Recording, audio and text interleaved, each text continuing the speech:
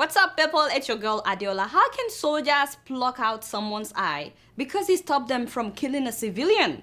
My people, this is Segun Enikwe Mehin, a road safety official who was driving by and he saw soldiers beating a civilian to the point of death, and he knew that if he didn't intervene that they would kill the man. So he stopped his car, he got out, and he begged the soldiers to leave the civilian, only for them to start beating him as well. Nevertheless, he managed to save the civilian and he took the man to the nearest police station. I wish that the story ended there, but Segun decided to take the policeman to the scene of the incident, not knowing that the soldiers had gotten drunk at a nearby beer parlor, and once they saw him, they descended on him, they beat him up, and guess what? They plucked out his right eye. Now this picture is graphic. If you cannot look at it, please look away now. But my people, this is Segun's face. When the soldiers tried to escape after they plucked out his eye, the bystanders that were there apprehended them and they took them to the police station. First of all, why was Segun the only one to rescue the civilian? I'm sure that they were bystanders. Why didn't they help? Second of all, I thought he went back with policemen. What were the policemen doing when soldiers were plucking out Segun's eye? And why did the bystanders wait until they plucked out his eye before they apprehended the soldiers? I have way too many questions. And this is not the first time the soldiers would harass or even kill civilians in Nigeria. Not long ago, a lawyer was beaten mercilessly by soldiers after they wrecked his car. In fact, they wanted to kill him, all because they were causing a holdup and he asked them to please move to the side of the road, and they started chasing him. As I'm speaking right now, the soldiers that blinded Segun, they've been released. All they did was call their commandant and he bailed them out. You think anything would happen to them? I don't think so, and this is not right. How does a society function this way when soldiers are above the law? Soldiers that are supposed to protect the people, they are the ones oppressing the people. Boko Haram is there kidnapping girls, killing people anyhow, releasing videos, and soldiers are busy plucking the eye of a civilian. I'm not saying that all Nigerian soldiers are like this. There are so many soldiers that have laid down their lives for our security in Nigeria, and there are those that would never ever get involved in things like this. So yes, we have soldiers with dignity in Nigeria. At the same time, we cannot overlook the fact that there are so many soldiers in Nigeria that are harassing the people, especially on the road. You don't even have to make a mistake. And the sad thing is, we can continue to expect behaviors like this from soldiers until we realize and accept that there is something fundamentally wrong with how our soldiers are being trained. Move it, move it, move it, move it. Swim, swim, swim. Enter, enter. Samaya nyash namburoba. Woo! Enter.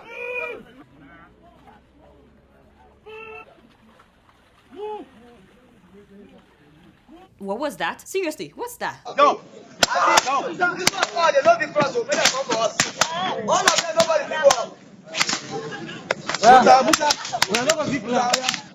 What is this? Of course, I don't know all that their training entails, and I don't even know half of it. I won't pretend like I do, but how can this be part of training? In another video, they were slapping each other. General, show him how to show him, General. Aha! You don't know. Say, General. Stop shaking the village. Ah, wait. General, show him. Che, Oluwagbami.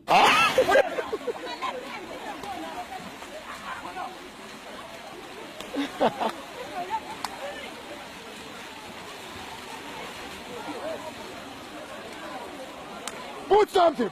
Hey, why won't they be mad all the time if this is the kind of training they have to go through? When I posted the first video on my Facebook page, someone said, oh, that's how all soldiers are trained all over the world, even in America. I was like, what? Is that true? Do you have videos from basic training in the US?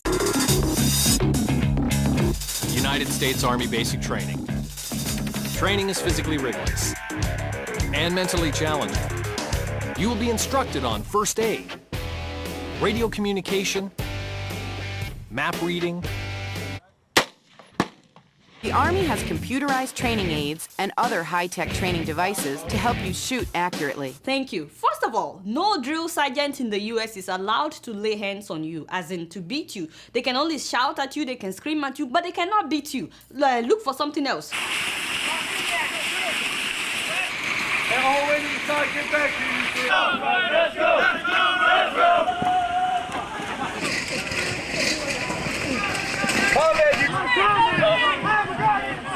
Thank you. Even this is still different from the first video I played. I still don't see anyone beating them with koboko, do you? And it's not just America. These are South Korean soldiers learning to defend themselves in case they have no access to guns.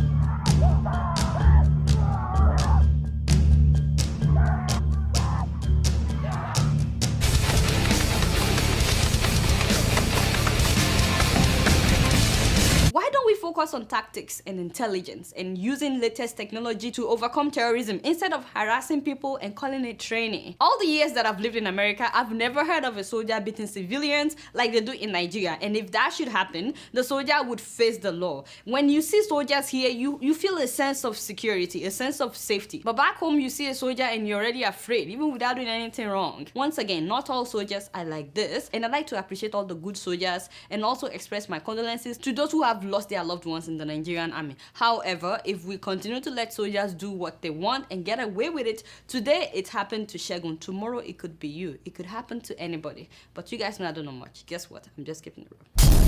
So I was really heartbroken last week when I heard that the government of Ethiopia was once again using policemen to kill and harass Oromo and Amhara protesters. At least 100 people were killed that weekend and thousands of protesters were arrested. And I asked myself, for how long? For how long will this go on in Ethiopia? As you know, the government is trying to expand the capital city, Addis Ababa, so they're driving out the Oromo people and the Amharas. They're taking their lands, they're forcing them out. And you know they've been protesting since last year. In fact, between November and last month, Human Rights Watch said that the government of Ethiopia had killed at least 400 protesters, 400 of their own citizens. Honestly, tribal and religious issues have caused Africans more headache than anything else. When they started protesting again this month, the government shut down the internet completely so that the world would not know what's happening in Ethiopia. They didn't want people uploading pictures and videos, and also so that the people would not be able to mobilize themselves via social media in order to come out to protest.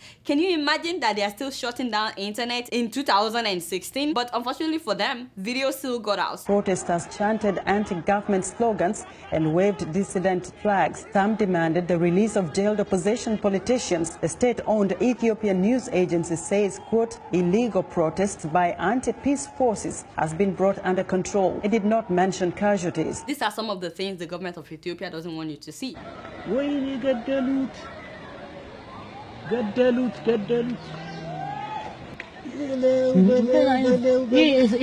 Just imagine that. Now more than 500 people have been killed. An Ethiopian wrote me and said that those people that were arrested are taken to torture camps. I was like, torture camps? Because they protested?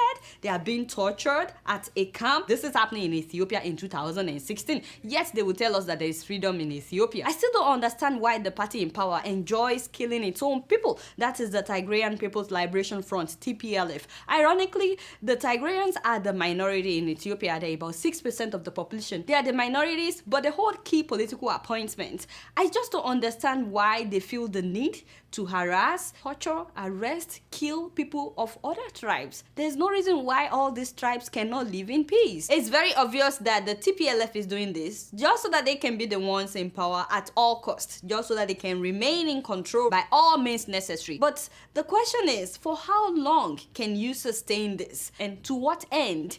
Exactly who benefits from this? And how do you think that the world of your children and your grandchildren will be like because of the things that you're doing today? Is this sustainable? For those that may not know, this political party TPLF has been in power for more than 20 years. And everybody knows that even though the present president is from the Oromo tribe, he's like a puppet in the hands of the Tigrayans because they were the ones that put him in power. And their political party is still the one reigning. The truth of the matter is, someday TPLF would be overthrown. Whether they like it or not, TPLF will someday be overthrown. But then there will be another war because people will be trying to take revenge for the things that has been done by TPLF. So to all those that have lost their loved ones in Ethiopia during this protest, please accept my condolences and please don't relent, don't stop. Someday there will be freedom in Ethiopia, whether they want it or not. But you guys know I don't know much. Guess what? I'm just keeping it real. So, a huge shout out to all my African brothers and sisters making us proud at the Olympics 2016. Yes, so first of all, Ethiopian Almaz Ayana broke world record when she won gold for the 10,000 meter race. Seriously, when it comes to running, Ethiopians do not play. They don't play, Ethiopians and Kenyans. Of course, Jemima Sumgong from Kenya won gold for the marathon. And once again, David Rudisha of Kenya won gold in the 800 meter race. Let's not forget about the 400 meter race that everyone has been talking about, won by South African American Wade Van Niekerk. My South African brother is currently world record holder, world champion, as well as Olympic champion in the 400 meters. Yes, so kudos to him. And Chad Leclerc, also from South Africa, won 2 silver medals. He even tied in second place with Michael Phelps. What? In the 100-meter butterfly stroke. And another South African, that is Cameron Van Den Berg, won silver in the men's 100-meter breaststroke. Yes, so wait a minute. By the way, what happened to Nigeria? You mean South Africa, Kenya, and Ethiopia are the only African countries that won gold? What happened to the giant of Africa? Nigeria. Oh, I forgot, my bad. We believe in prayers. Yes, we think we can just show up and pray and we'll beat everybody else that has been practicing for years in Adeola. God is not partial, my people. I beg, heaven helps those who help themselves. Having said that, our football team really tried. They really tried their best, despite all the drama that happened with the sports minister. That man, they need to fire him. Our under-23 team suffering in United States of Nigeria. Get out! That's already last week. Anyway. You know, we have 2 Olympics this year. 2016 Olympics is going on in Rio. The second Olympics is going on in the media in Nigeria with only 1 athlete, Solomon Dalong. So it's understandable. Seriously, they need to fire that man. Unfortunately, we didn't win gold this year. You know, Johnny beat us in the semi-finals. But we won bronze, so thank God we tried. A quick shout out to the South African women's football team. Even though they've been sent home, they really tried their best. And of course, the Senegalese women's basketball team. They are the only African female basketball team at the Olympics. Just imagine that. They really tried their best. Also, for the first time in 26 years, the Mighty Warriors of Zimbabwe, that is the female football team, they became the first team to represent Zimbabwe at the Olympics in a team sport. These ladies tried their best, even though they didn't win any of their group matches, but at least they represented, you know. The only thing that troubled me and shocked me was reading that upon their return to Zimbabwe, they were abandoned. I was like, what? How is that possible? There was no official at the airport to welcome them back, no crowd. They had to rent a school bus hired by the Olympics Committee of Zimbabwe from the airport to an inn. And then I heard that they even denied them entry at the local Zifa Lodge. They denied them entry. I was like, what the heck? Well-wishers were the ones that brought them lunch. I was like, whoa, these are people just coming from the Olympics. Wait a minute. They were each given $1 and told to go home and relax. What? Whoa, no, this cannot be right. $1. The devil is a liar. I think I found another story, another website. Mighty Warriors given $5 each on arrival. $5? Mighty Warriors giving $5 on arrival. $5. Zimbabwe, how you come to do me like this? Get me, Mr. President. It's Robert Mugabe. Never mind. He doesn't know what is going on. I thought I read somewhere that the Zimbabwe Football Association promised them $1,000 each. And I saw that and I was shocked. I was like, what? That's it? 1,000? Now it's $5. Haba. What did the president of the Zimbabwe Football Association, what did he say about this? So I want to put it on record that the question of my benevolence should not be abused whenever there is an opportunity for people to associate me with their ills. Chai. It was after they'd finished their business with ZOC. So whatever you are hearing has nothing to do with Zifa or me or my administration. We have money which will be distributed next week. Chai, next week. Hopefully they do so, but it's just $1,000. Zifa did not associate or is not to be associated with what is being peddled around by mischievous and malicious people. What is this?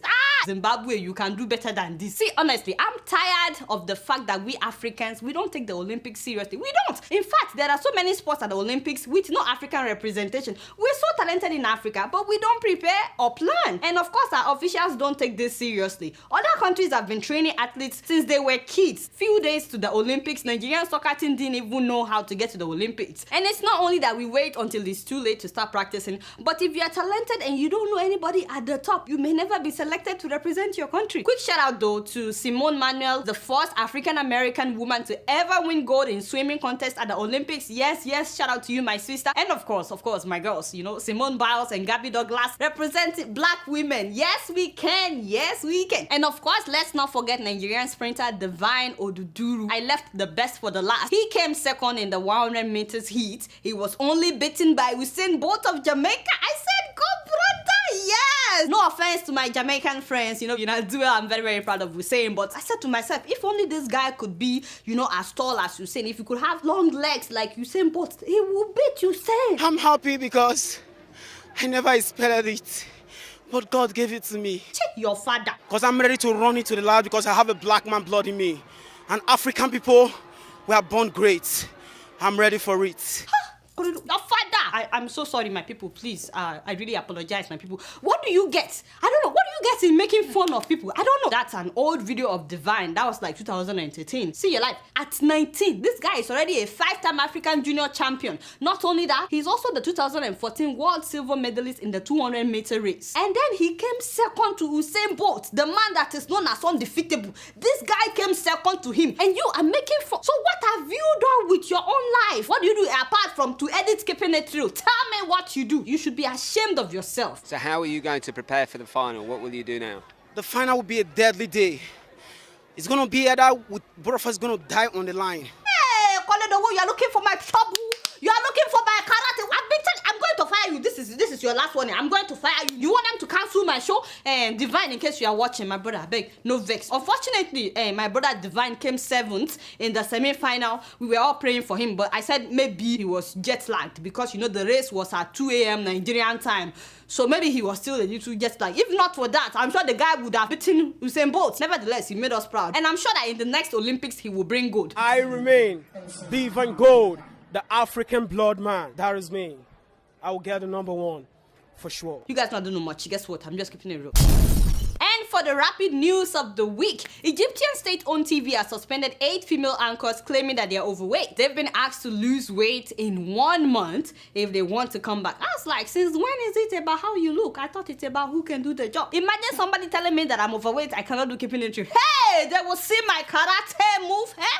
And then Ghana is now pumping oil from a second field. I am so happy for you, Ghana. You know, do well, my Charlie brothers. Eh? Hopefully you manage it well. Don't be like Nigeria, please. Don't let it lead to unrest like we're having in Nigeria. And in Senegal, a woman secretly filmed a police officer who asked her for bribe. So she filmed it secretly, but when she posted the video online to expose the police officer, she was fined $250 for bribing a police officer. I was like, Senegal, that's messed up. Seriously, that is messed up. And lastly, in Uganda, there's an uproar. People are upset because each of the 427 members of parliament will be given $44,000 for them to buy a luxurious car. So Ugandans are upset. I say Ugandans, I'm very proud of you. Making noise over $44,000. I wish Nigerians would wake up because our lawmakers are robbing us of millions of dollars every single year. But you guys not do much. Guess what? I'm just keeping it real.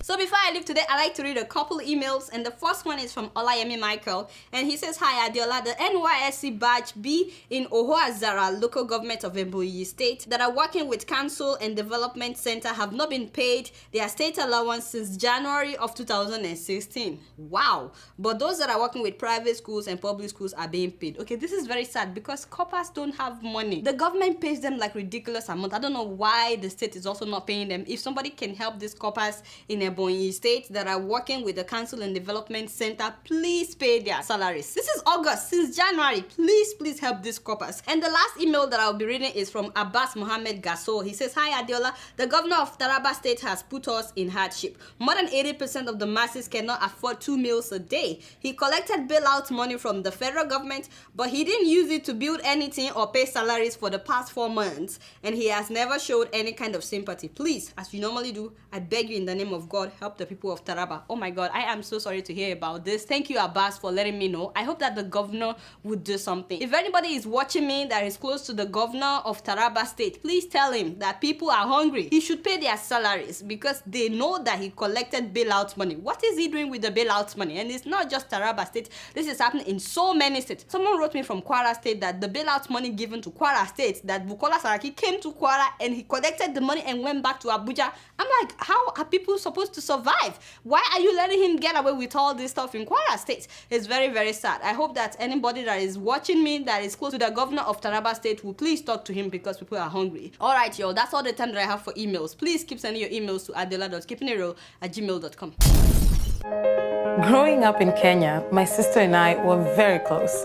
But like any sisters, we fought a lot. She always got new clothes, and I always got hand-me-downs.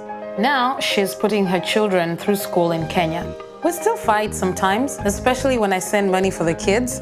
I tell her, buy some clothes for the younger one, and we both laugh. With nearly 500,000 locations, our app and online, this is moving money for better. Alright, y'all, it's been real, and I'm keeping it real right up in here. Until next week, I'm gonna see y'all later. Peace out.